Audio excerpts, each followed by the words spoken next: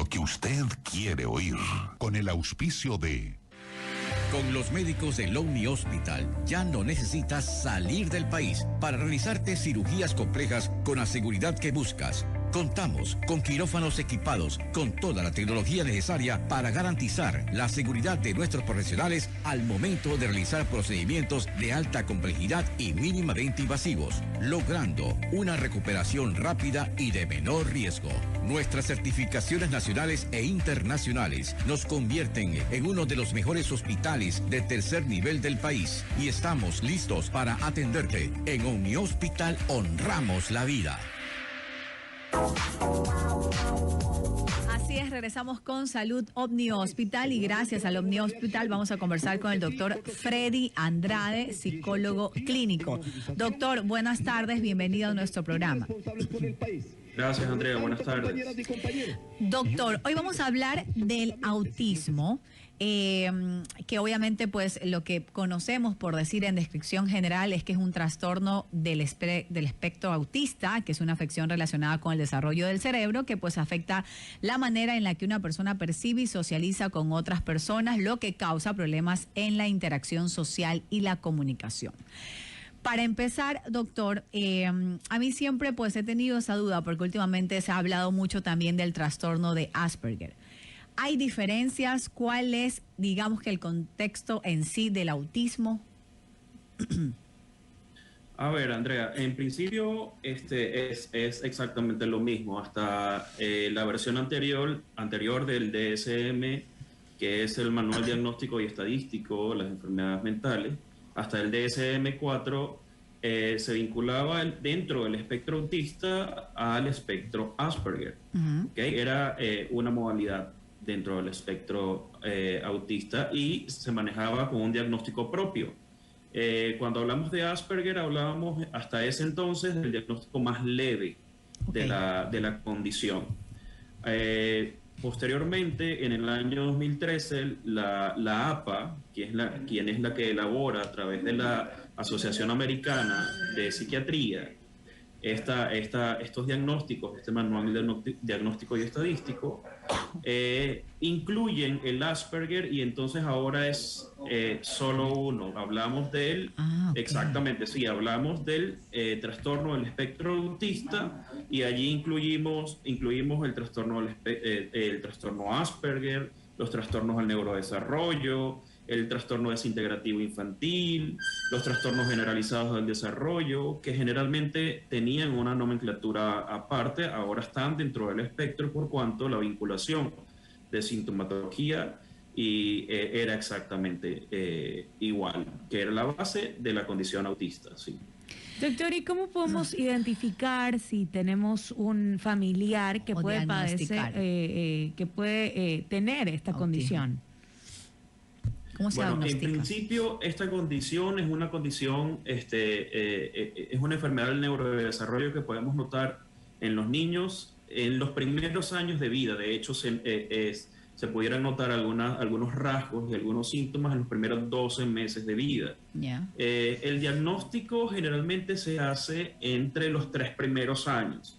Ahí en los primeros 12 meses se ven algunos rasgos, hay una evolución, el niño adquiere habilidades y competencias. Sin embargo, entre los 18 y 24 meses hay una regresión, hay una involución y comenzamos a ver rasgos característicos del espectro autista porque vemos esa involución, cosas que ya había aprendido a hacer, ahora ya no sabe cómo hacerlas, no sabe cómo desarrollarlas. Entonces comenzamos a ver esto como un trastorno típico, como unos rasgos típicos del trastorno del espectro autista. Hay un diagnóstico tardío que se pudiera hacer después de los 3 años, que es, digamos, un diagnóstico atípico, porque antes de los 3 años ya debería aparecer. Sin embargo, hemos tenido casos que de forma espontánea, adultos, incluso niños, han presentado rasgos y síntomas, que nos hacen entonces evaluar todas estas características y diagnosticar una condición del espectro autista. Con este descubrir tardío, ¿sería como que la persona no tenía esta condición y luego la desarrolló, o sí la tenía y no se descubrió a tiempo? probablemente la tenía y no se descubrió a tiempo. O sea, hay una aparición tardía, de los rasgos, ¿no? Pero generalmente entonces cuando vemos en la evolución, cuando vemos en la historia clínica del paciente, comenzamos a ver que sí existían algunos rasgos característicos, algunos rasgos típicos de esta condición, y que la vemos a partir de ese momento que comenzamos a dar una mirada retrospectiva, una mirada hacia el pasado, a la evolución del paciente hasta llegar al diagnóstico. Doctor, ¿cómo se explica el autismo? O sea, hereditario, es algo porque, no sé, o sea, porque a veces uno dice, pero ¿por qué nació con esto? O sea, ¿o por qué tiene este pequeño, también no sé si utilice bien la palabra, las personas quizás que tienen autismo tienen un retraso mental o no? Bueno, mira, esta es una lucha constante. En principio, la persona con una condición autista no tiene una enfermedad. ¿Okay? Tiene una condición, para empezar. No es autista, tiene una condición autista, que es totalmente diferente.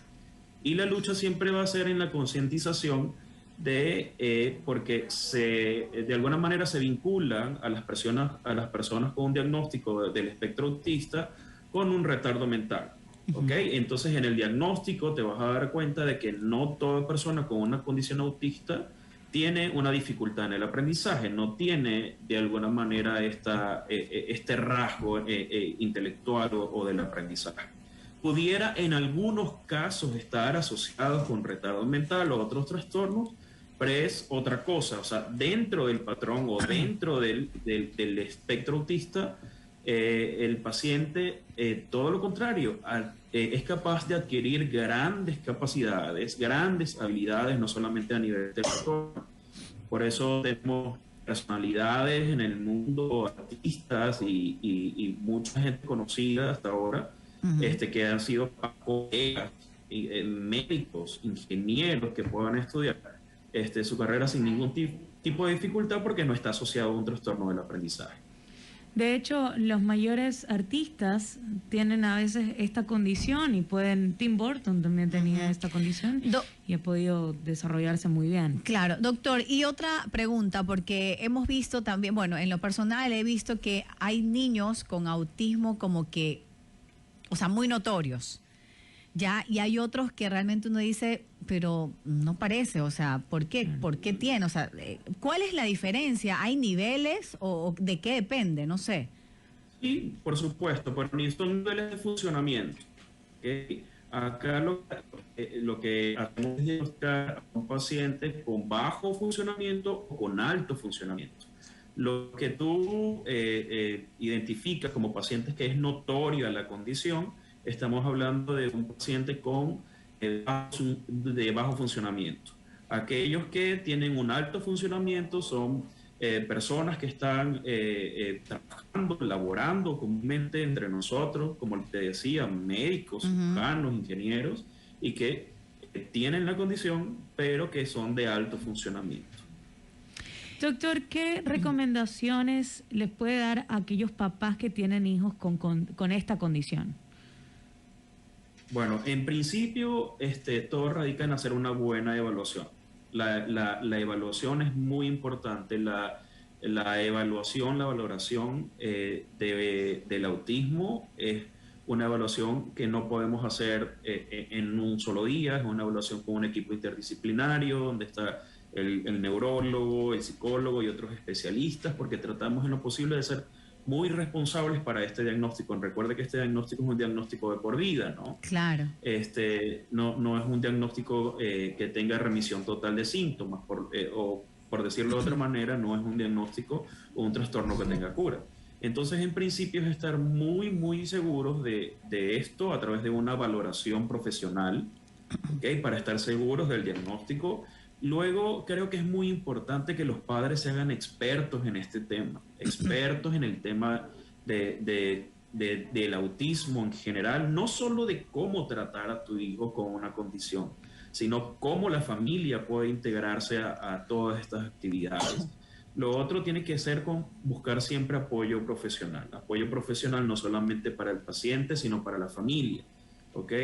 Adaptarse y adaptarnos nosotros a toda esta condición, a todo lo que significa este nuevo diagnóstico, cuidarnos, buscar apoyo emocional, porque realmente es una condición que necesita y amerita que estemos emocionalmente fuertes para brindarle al paciente que ese contexto o ese apoyo emocional que necesita. Doctor, no quiero que se me queden estas preguntas antes de finalizar.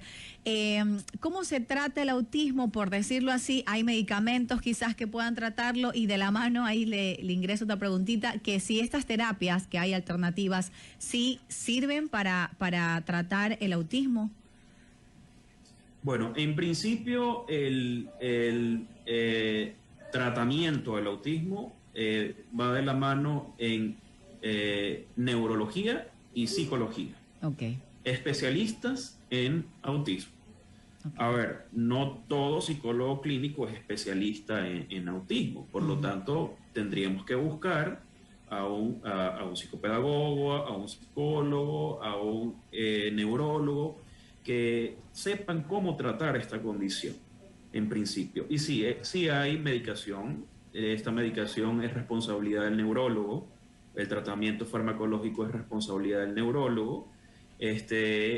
Cuando es necesario, no todo en los casos se hace necesaria la medicación. Esto depende de cada caso. Cada paciente es un caso particular. Por lo tanto, lo que sí es que todos ameritan terapia, psicoterapia, ¿no? En relación a la sintomatología, los rasgos, como te digo, no solamente el abordaje del paciente, sino también de la familia, sí. Algo que leí también por ahí, la alimentación, ¿cierto que tiene algo que ver o no? Que tiene que dejar de consumir ciertos productos. Sí, Andrea, eso es algo que, el tema digamos, la investigación científica en torno al autismo es algo que se hace todos los días, porque todos los días se descubre algo nuevo en relación a esta condición. Okay. Sí se han asociado algunas características que relacionan la alimentación con el autismo, ¿ok? Pero no es una condición sine qua non, ¿ok? Hay pacientes que responden muy bien y de alguna manera se adaptan muy bien a dietas específicas, pero en este momento no podemos decir que es una condición sine qua non en el tratamiento del autismo. Sí, por supuesto, mejora la calidad de vida, incluso no solamente de las personas con autismo, una persona con hábitos, buenos hábitos de vida, buenos hábitos alimenticios, va a mejorar digamos, su patrón de comportamiento, su patrón cognitivo y emocional. Doctor, ¿qué es lo que ofrece el Omni Hospital y sobre todo sus servicios también para aquellas personas que quieren tener una visión de un profesional? Bien, Omni Hospital pone a su disposición una cartera de profesionales especialistas, desde el neurólogo, el psicólogo y otros especialistas, para darle una valoración, una evaluación profesional de altura para a su hijo o para su familiar. Luego de la valoración se elige y se diseña, digamos, un tratamiento psicoterapéutico y de acompañamiento por los próximos años, los primeros años de vida del paciente. Por lo tanto, estamos capacitados para darle el apoyo y la contención que necesita el familiar para el diagnóstico, la valoración, el tratamiento del paciente en general. Perfecto, doctor. Muchísimas gracias por su tiempo con nosotros. Es un buen tema para comentarlo. Definitivamente nos escriben bastante preguntando, porque hay ciertas dudas y conceptos que a veces uno no conoce a ciencia cierta, pero con usted, pues, especialista, pudimos pues ya resolver algunas dudas. Le agradecemos su tiempo con nosotros, doctor. Gracias, Andrea. Feliz tarde. Gracias, Nico. Feliz tarde. Muchísimas gracias. Fue Salud.